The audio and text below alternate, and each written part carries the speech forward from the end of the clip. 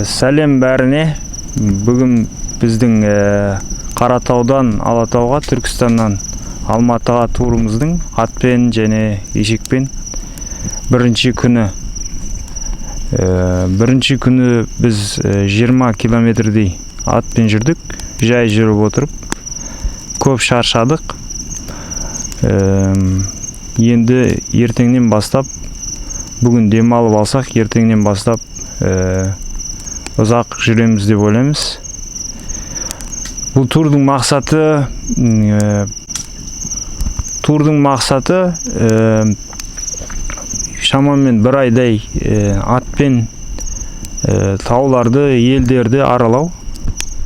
Бұйыртса Созаққа жету, сосын Созақтан ары қарай Ақсу жабағылыға қарай жүреміз. Содан Тараздан ары қарай Алатауға, яғни Алматыға жетеміз бұйыртса. Барлығына рахмет. Hi everyone. Today first day of our horse trip. Like we are planning to make hopefully 30 days horse trip and sleeping outside. Всем добрый вечер, друзья. Сегодня первый день нашей путешествия с лошадью.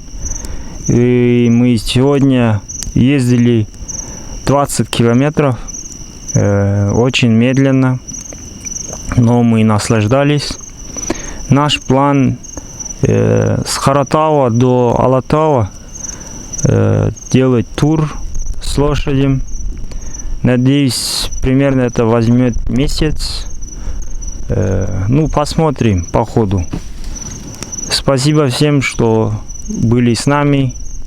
Также смотрите нас. Спасибо.